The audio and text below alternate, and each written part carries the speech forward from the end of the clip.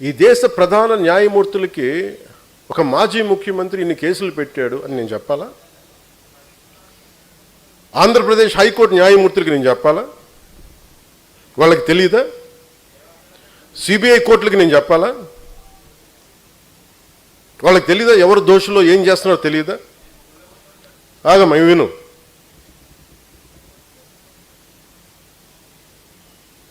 ఏ కేసుల్లో ఎవరు చేస్తున్నారో వాళ్ళకి తెలియదా? అందుకనే కదా దాఖలైన కేసులన్నీ. వీళ్ళకి మేము చెప్పాలా? అవమానం చేసినట్టుగా నిజంగా ఈ టీవీ సంస్థలు కానీ ఇలాంటి చేసే సంస్థలు నిజంగా ప్రజా సమస్యల గురించి మీరు ఎప్పుడన్నా మాట్లాడారా? ఇంత కలుషితం అవుతుంది, దీనివల్ల ప్రజలకు ఇంత ఆరోగ్యాలు పోయినాయి, అవి మాట్లాడరు మీరు.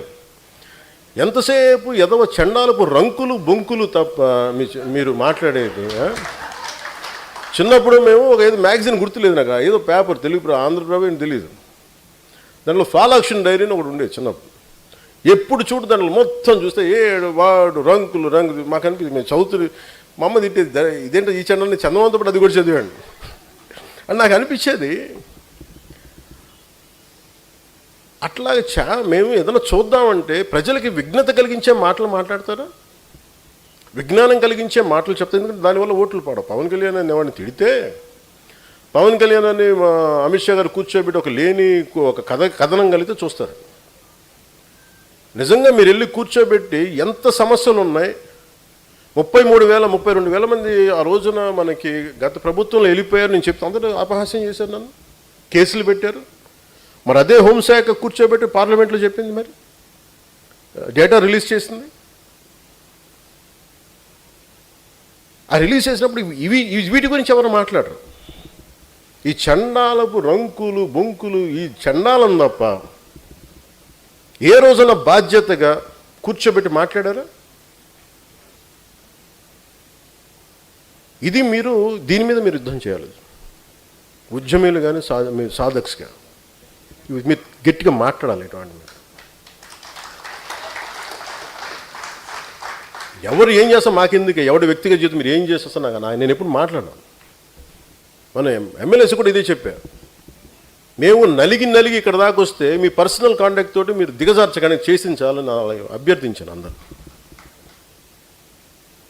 14 సంవత్సరాలు మా వాళ్ళు రోడ్ల మీద పడి నలిగి కేసులు పెట్టించుకొని వస్తే మీరు తక్కువని ఎమ్మెల్యేలు అయిపోయి మీరు కూర్చొని దిగజార్చకండి, ఇంకా చాలా మీరు కూర్చోబెట్టి మీరు ఇద్దరికి నమస్కారం పెడతానని చెప్పాను ఇద్దరికి.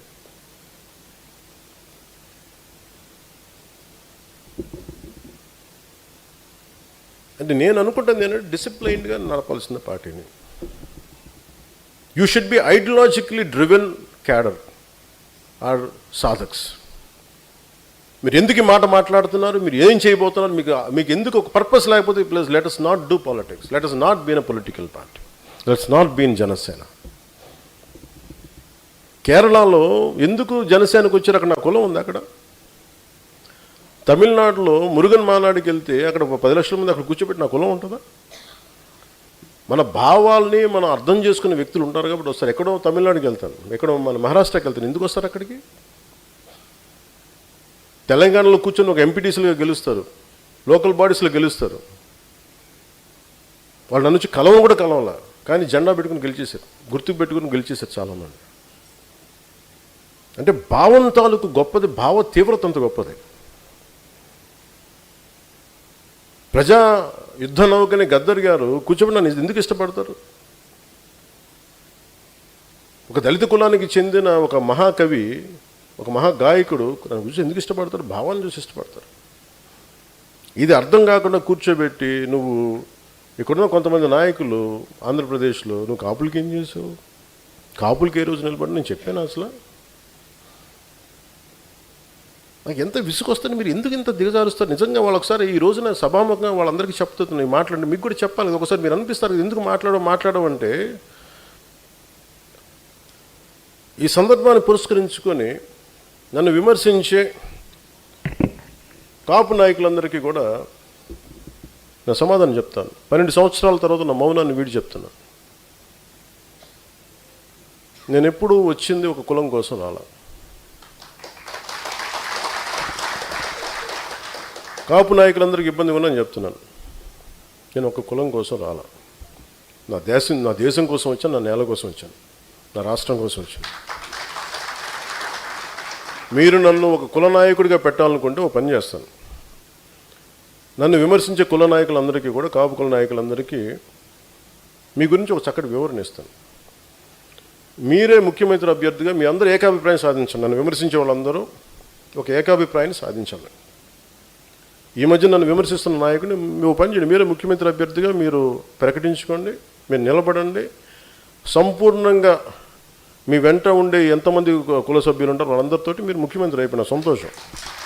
నేను కూడా మీకు కంగ్రాచులేట్ నోట్ పంపిస్తాను. మీరు ముఖ్యమంత్రి నా మీద కూడా కేసులు పెట్టుకోండి, గతంలో వీడు ఇలా చేశాడని చెప్పి, ఇబ్బంది లేదు నాకు. విమర్శించే కాపు నాయకులు కూడా నేను ఒకటే చెప్తున్నాను, మాట్లాడితే రంగా గారిని పట్టుకొస్తారు. జనసేన కూర్చోబెట్టి టీడీపీ కమ్మాయిలు మాట్లాడుతుంటారు. నేను చెప్తాను, మీరు ఇష్టపడే రంగా గారు, ఆయన సతీమణి కమ్మ సామాజిక వర్గానికి చెందిన వ్యక్తి. వాళ్ళ బిడ్డలు, వారిద్దరు పుట్టిన బిడ్డలు ఇద్దరు 2 కులాలకు చెందిన వాళ్ళు అవుతారు. అంటే మీకు మీరు ఎంత కన్వీనియంట్గా ఉందంటే మీ రాజకీయం, అది చూడరు.